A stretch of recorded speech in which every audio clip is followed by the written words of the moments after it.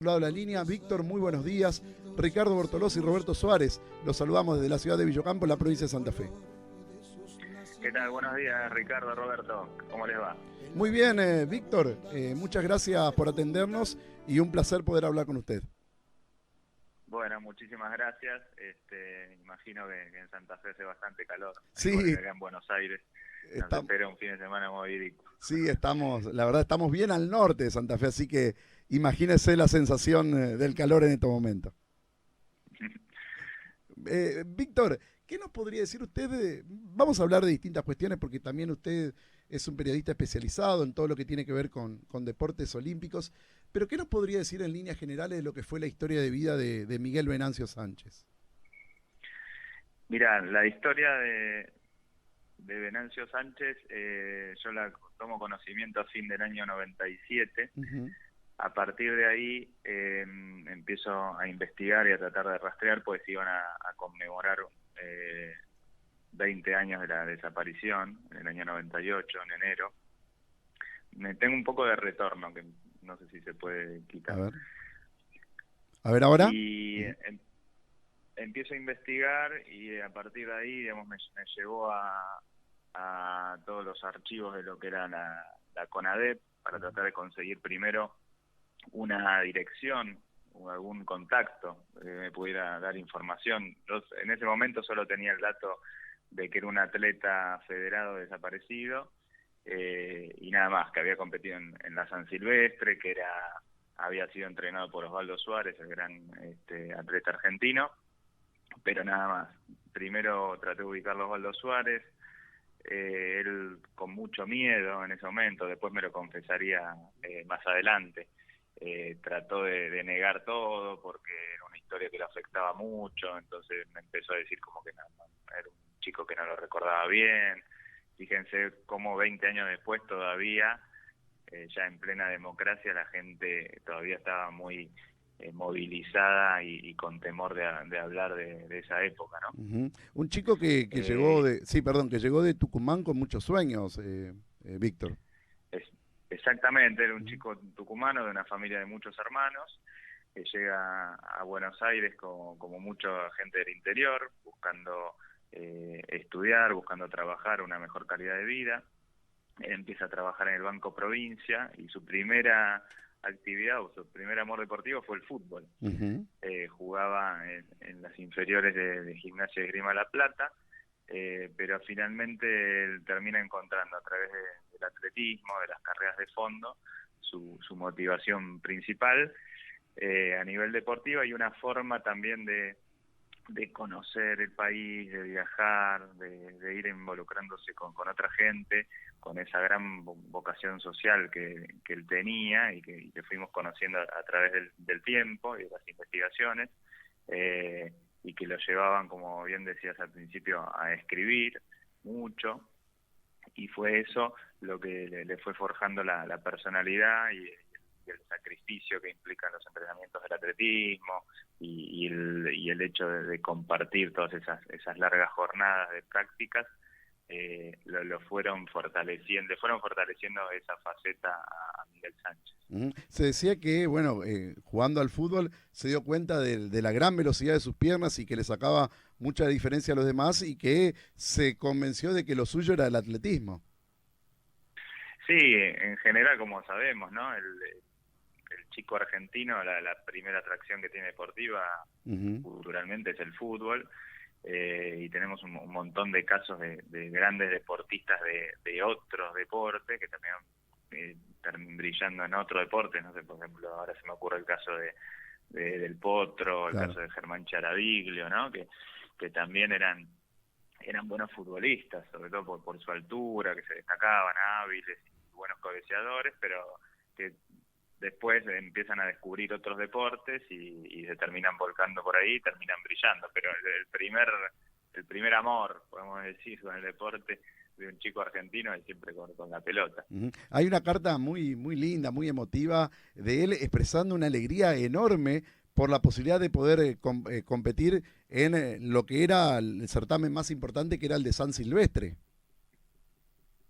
Claro, después ya, bueno, cuando comienza a entrenar y se empieza a competir ya a un nivel más importante. Uno de los objetivos que él tenía era correr en la carrera de San Silvestre, que es la carrera que se corre en San Pablo todos los 31 de diciembre. En ese momento era muy, sigue siendo muy importante. Lo que pasa que ahí la idea era comenzar el año corriendo, así que largaba a las 12 de la noche. Después eso con el tiempo fue cambiando y hoy se corre a la tarde. Pero ¿por qué era tan importante esa carrera? Justamente porque era una prueba en la cual se había destacado mucho su entrenador, Osvaldo Suárez, que la había ganado en varias oportunidades. Entonces el hecho de poder ir a correrla, lo motivaba mucho, y también el hecho, como decíamos, de viajar a Brasil y de conocer otras culturas y todo lo que implica un viaje para un muchacho de una familia muy humilde como era la de él. Y decían al comienzo de la charla que además de este amor por el deporte que tenía Miguel Sánchez, gozaba de una gran conciencia ciudadana, de una conciencia de clase muy importante.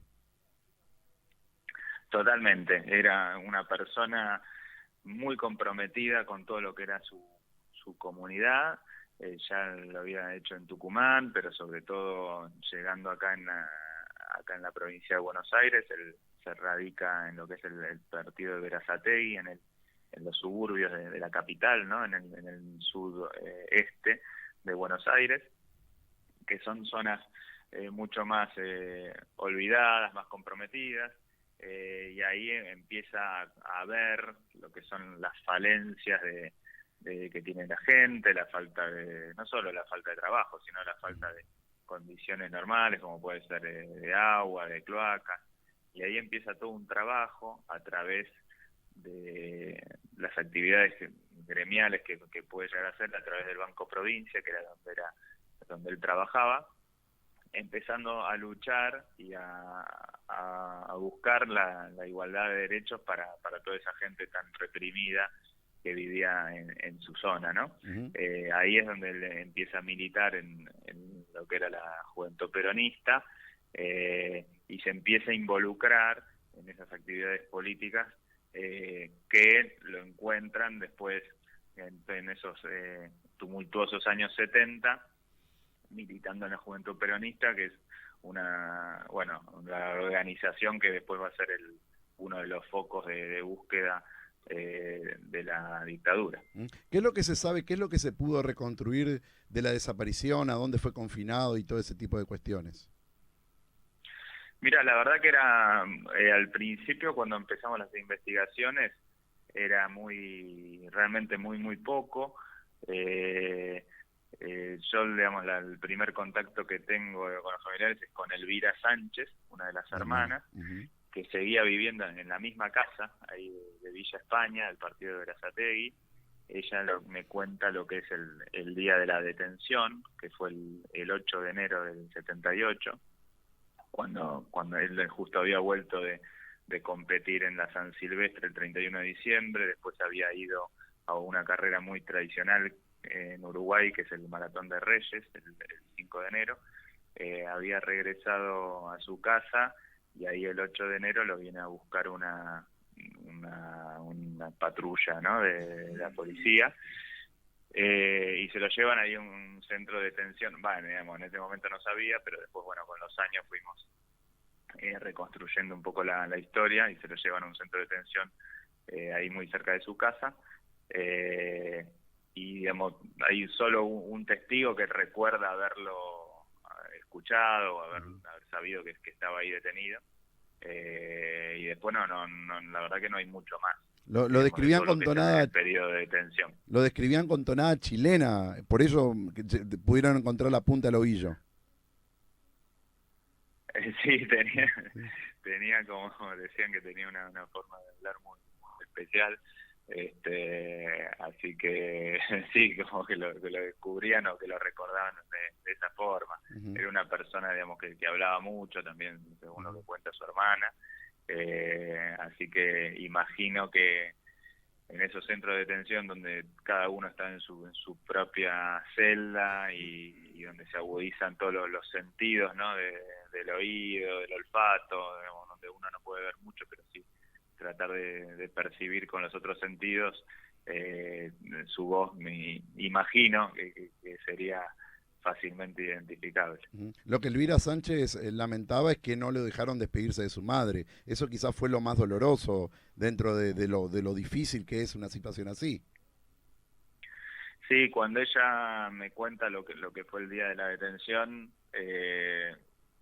dice que entra este equipo de policías a la casa de manera muy violenta y bueno, Miguel Sánchez automáticamente sabía que lo venían a buscar, que bueno, ya tenía gente conocida que había sido secuestrada, pero bueno, para el resto de la familia, los hermanos, obviamente no era una situación esperable o agradable.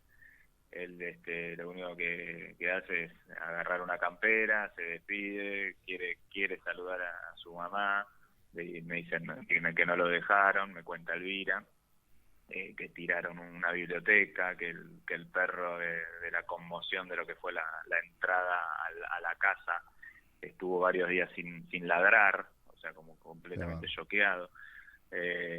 Y sí, digamos, la verdad que queda como un momento triste, de decir, bueno, que no se pudo ni siquiera despedir de su mamá, que a partir de ahí hizo la denuncia y estuvo buscándolo, digamos, todo el tiempo hasta que falleció.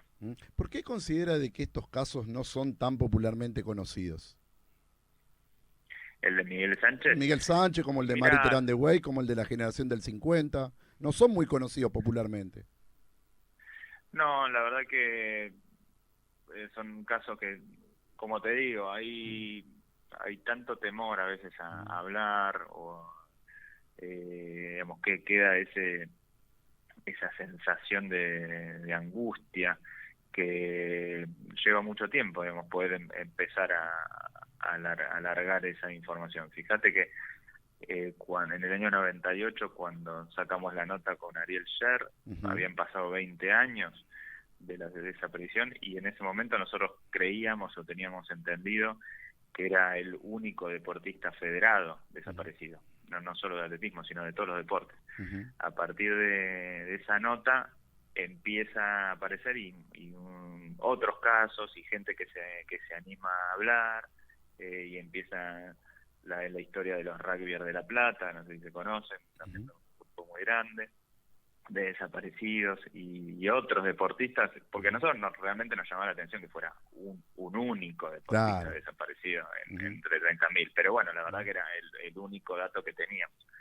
Y a partir de ahí es como que la gente se anima y dice, mirá, apareció esta nota, yo conozco este caso, yo conozco el otro, y apareció, por ejemplo, el de tenista Daniel Shapira, y realmente creo que es una cuestión de eso, una mezcla de temor, de incertidumbre, de valentía, que hace falta de lanzar la primera piedra, y a partir de ahí van surgiendo un montón de historias y la gente se anima.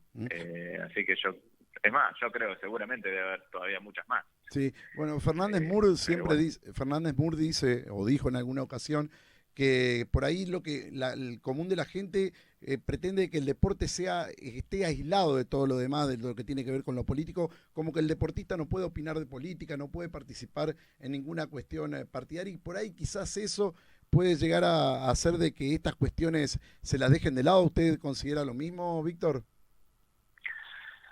Mira, la opinión de Ezequiel me parece muy válida. Creo que sí, que el deporte mucha gente lo tiene, el deportista digo, mucha gente lo tiene como alguien ideal, un representante de la Argentina que va en busca de medallas, de récords, y como una persona impoluta, ¿sí? Que está inerte dentro de lo que es la sociedad, y justamente es una persona que depende mucho de todo lo que es la cuestión política en el país, ya que recibe becas, apoyos, y sabemos, y ustedes saben, porque sé que se ocupa mucho del tema, que ha habido deportistas que por su afiliación política han tenido persecuciones o disgregaciones, y la verdad que el deportista es una persona más, que se dedica al deporte, pero que vive en el mismo país que todos nosotros, y que todos los vaivenes políticos, vaivenes económicos lo afectan, y que tiene que digamos, toma partido. Cada uno tiene su opinión, le gusta más un color político u otro, pero toma partido, y hay veces que el deportista, por esa imagen de excelencia que nosotros tenemos de ellos, es como que si ese deportista al que nosotros idolatramos dice una cuestión política que no nos gusta, porque nosotros somos más del otro palo, se nos desdibuja un poco, ¿no? Sí, seguramente. Y para eso es realmente una situación muy difícil para ellos. Sí, bueno, eso lo hablábamos en su momento con Walter Vargas, por ejemplo, cuando tuvo la ocasión de hablar con él, que porque a mí no me gusta como piense Vargas Llosa, no me voy a privar de leer su excelsa literatura. Es algo dantesco, Víctor, esto. Exactamente, claro, sí, hay que tratar, digamos, no es fácil, digamos, para mucha gente, pero hay que tratar de dejar las cosas de lado, sí, tal cual. No vamos a negar a un escritor como Vargas Llosa, que es quizás uno de los más grandes, seguro, o sea, uno de los más grandes de Latinoamérica, y porque uno no comulgue sus ideas políticas, no va a leer las obras, o como pasó con, no sé, digamos, llevándola a cuestiones más cercanas, como, no sé, las series de televisión de Pablo Echarri, que la gente no la miraba, o Luis Brandoni, o Ricardo Darín cuando tomó partido. No hay que ver la película de, no sé, de Campanella, por ejemplo. O sea, claro. hay cuestiones que realmente son absurdas. Y cómo, bueno, me imagino que debe ser una reivindicación muy importante que hoy en día haya una maratón que lleva el nombre de Miguel Sánchez. Esto quizás contribuya a la difusión de este hecho. Sí, la verdad que la historia después de Miguel Sánchez tomó una dimensión que realmente jamás imaginé, porque a partir de ahí, la historia, a partir de que sale en el diario Clarín, la lee un periodista italiano que se llama Valerio Piccioni, y él le encanta esa historia, viaja a Argentina, es un periodista del diario La Gaceta dello Sport, empieza a investigar mucho más la historia de Miguel Sánchez y termina escribiendo un libro y organiza una carrera en Roma a partir de eso, y realmente fue algo que nos llamó mucho la atención lo que hizo Valerio, la energía que tenía, y en cierto modo nos dejó en offside, podemos decir, acá en Argentina, porque decíamos, che, pero nosotros no hicimos nada, o sea, está bien, contamos la historia, pero mirá lo que hace este tipo. Y me acuerdo que en su momento se lo planteamos al que era junto con Ariel Sher, ¿no? El coautor de la nota, se lo planteamos a Marcelo Garrafo, que era el secretario de Deportes de la Nación, de decir, che, tenemos que organizar una carrera, porque mirá, en Italia se está haciendo una carrera de este tipo y nosotros no hacemos nada. Y bueno, y a Marcelo Garrafo le pareció muy bien, y a partir de ahí se comenzó a hacer la maratón, la carrera de Miguel, y bueno, tuvo muy linda repercusión, y en muchas ciudades del país empezó a organizar el 24 de marzo como fecha las distintas ediciones de la carrera de Miguel. Y bueno, terminó ya con un cambio de nombre, lo que es la calle hoy del CENAR, del Centro de Alto Rendimiento acá en Argentina, cambió el nombre de Crisólogo Larralde a Miguel Venancio Sánchez, así que bueno, realmente ha tenido una repercusión, unas consecuencias que realmente inimaginables, y cada vez que paso por ahí por la calle recuerdo un poco todo el devenir de esta historia, y es realmente increíble. Sorprende de que en Italia, habiendo tenido el fascismo, Mussolini, con lo que ocurrió, por ejemplo, en el Mundial del 34, le sorprenda tanto este caso. ¿Se puso a pensar usted en ese tipo de cuestiones? La verdad que no, pero es muy válido realmente lo que decís. Pero bueno, es un país tan vasto, tan grande, ¿no? Italia, que si bien tendrá sus huestes y sus recuerdos fascistas, también hay gente completamente de la otra punta. y realmente el trabajo que hizo Valerio Piccioni fue maravilloso.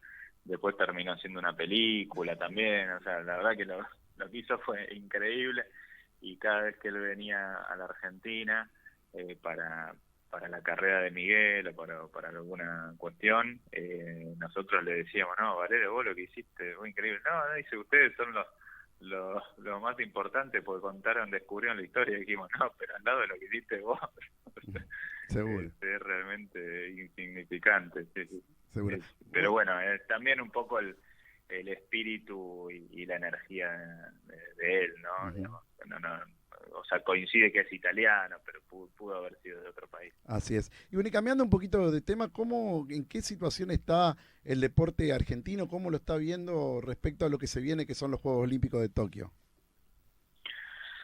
Mira, el deporte argentino tenía muy buen presente hasta hace 2-3 años, te puedo decir, o hasta los Juegos Olímpicos de Río. Y a partir de ahí, creo que con la crisis económica general, digamos, la desaparición, digamos, de lo que es los presupuestos específicos del ENAR para la preparación de los deportistas y todo eso, creo que empezó en una carrera, en una recta descendente, y creo que hoy, digamos, 4 años después, me parece que el deporte argentino está un escalón por debajo de lo que es Río, de lo que era Río, ¿no? Por supuesto, hay deportes hiperprofesionales que mantienen su estructura, digamos, independientemente de lo que es el ENAR, como puede ser el fútbol o el básquet, sí, que son equipos que van a destacarse independientemente de lo que sea la situación del país, pero para lo que es el deportista olímpico normal, entre comillas, podemos decir, como puede ser el nadador, el representante en tiro, o el gimnasta, o el ciclista, creo que han sido años difíciles, y le va a tocar una competencia muy, muy complicada.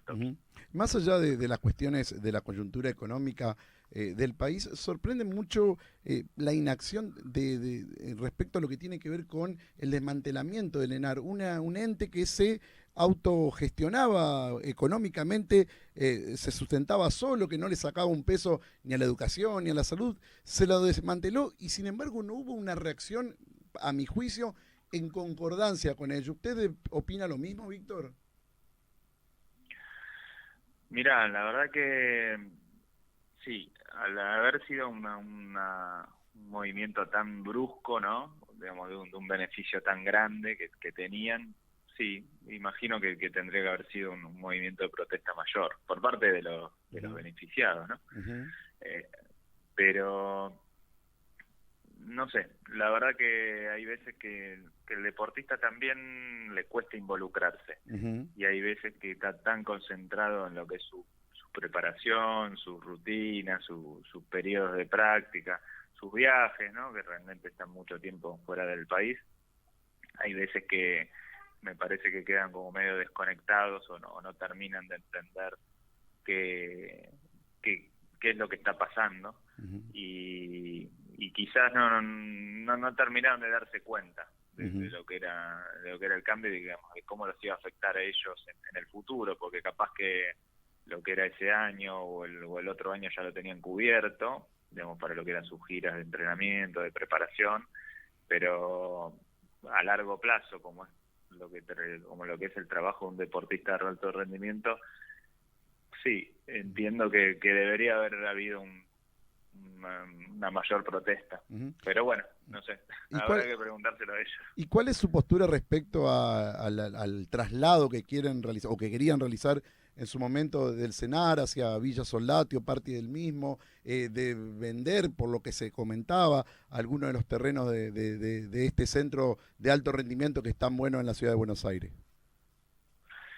Mira, ahí en ese punto yo no soy tan drástico. O sea, hay gente que trata de aferrarse al centro de alto rendimiento como un lugar emblemático, y por supuesto que lo es, no voy a negarlo, pero el hecho de trasladarlo, si lo trasladan a un lugar mejor, digamos, yo no le veía tanto, digamos, un valor tan negativo. O sea, se estaban trasladando a un centro en el sur de la ciudad, o sea, seguía siendo dentro de la ciudad de Buenos Aires, o sea, no era que era mucho más lejos.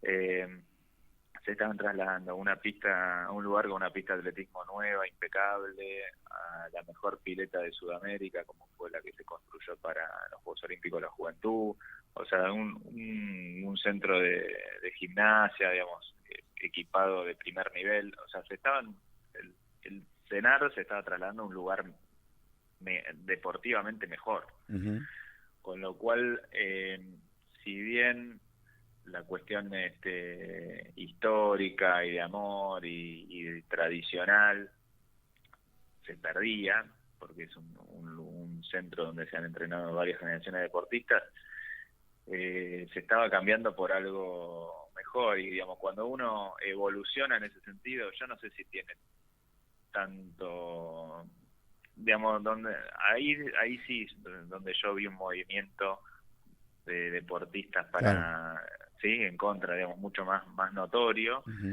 y donde yo entendía que no, el cambio era para mejor. Pero bueno, a ver, yo no soy deportista y no me entreno todos los días en Ensenada, así que no, mi opinión es muy relativa, pero es como, supongamos, no sé, el día de mañana River Plate va a construir un nuevo estadio, y sí, a todos los hinchas de River Plate nos encanta el Monumental. Ahora, si te construyen un estadio más grande, más moderno, con estacionamiento y cerquita de donde es el otro predio, llega un momento en que decís, bueno, este es un cambio para evolucionar, no es para digamos, seguir llorando. Y o sea, son cuestiones, para mí ese es un tema mucho más discutible. ¿Corre riesgo real la concreción de los Juegos Olímpicos de Tokio? Mira, la verdad es que es difícil imaginar que se vayan a cancelar los Juegos Olímpicos. O sea, en la historia moderna solo han sido debido a las guerras mundiales, ¿no? Sí. Una vez en la primera y 2 ediciones en la segunda. Sí. Con lo cual es realmente muy difícil imaginar eso. Ahora, cuando el otro día Dick Pound, que es parte del comité organizador, dice que es realmente una posibilidad real y que lo van a definir 60 días antes, y vemos como semana a semana se están cancelando competiciones deportivas como carreras de ciclismo, como partidos de fútbol tan importantes como Juventus-Inter, por ejemplo, que juegan hoy. Es como que uno dice, desde acá lo vemos un poco lejos, pero decís, bueno, evidentemente se está evaluando, y por más dinero que haya, y intereses y complicaciones a futuro, es algo que se está evaluando. Yo, la verdad, creo que no se van a suspender. Pero también hay como una cuestión, por lo que estuve leyendo, del virus que digamos, se desarrolla más en lo que es el invierno, ¿sí? Que es donde está sufriendo el hemisferio norte, y después ya con la llegada de la primavera y por supuesto en pleno verano, como son los Juegos Olímpicos, no debería haber tanto, pero bueno, estoy opinando de cuestiones que desconozco. A mí me cuesta imaginar que se vayan a postergar por todo lo que hay atrás. Pero bueno, evidentemente es una posibilidad. Y en caso de que esa posibilidad, que aunque parezca remota, se dé, ¿usted cree que va a determinar en un cambio de sede o una postergación de los Juegos? No, yo creo que va a ser en una postergación, porque realmente cambiar la sede con tan poco tiempo es algo, o sea, es algo imposible de manejar para la nueva sede, ¿no? Supongamos, porque se hablaba ahí de que podían ser en Londres, por más preparado, o sea, que tengan los estadios, la infraestructura y la capacidad organizativa que demostró Londres en el 2012, organizar un Juego Olímpico en 2 meses es imposible. Además de que hay que ver qué es lo que pasa con el virus en Londres también. Claro. En ese momento. Yo, la verdad, yo le imagino como una postergación, supongamos, no sé, para el 2021, pero en la misma ciudad de Tokio, porque también Tokio, digamos, invirtió mucho plata para organizar estos Juegos Olímpicos, digamos, y sacárselo de un lado para el otro por una cuestión que es, además, ajena, independiente de ellos, o sea, no es una falencia japonesa, es una cuestión general, así que yo lo imagino más como una postergación de un año, pero manteniéndonos en Tokio. El lamentable fallecimiento de Brian Toledo generó mucha repercusión, quizás impropia por lo que tiene que ver con un deportista olímpico, con un lanzador de jabalina. ¿Usted piensa que fue por la historia de vida que tuvo Brian? Mira, lo de Brian, la verdad que fue una historia terrible.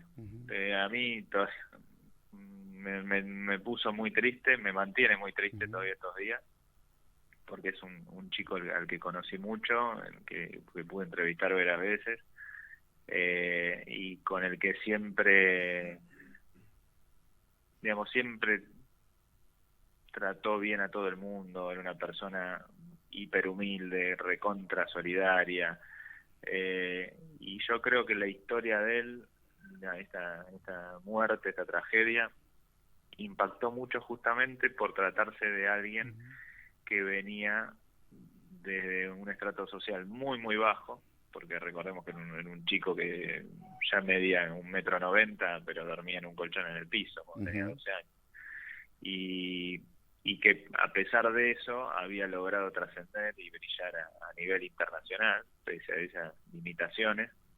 Y era una historia en la cual la gente realmente se identificaba mucho, y mostraba ese ideal de que la gente, digamos, por perseguir los sueños los puede cumplir, que era lo que él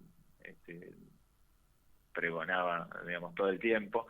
Y era un chico que nunca se había olvidado de sus orígenes, que muchas veces pasa, ¿no?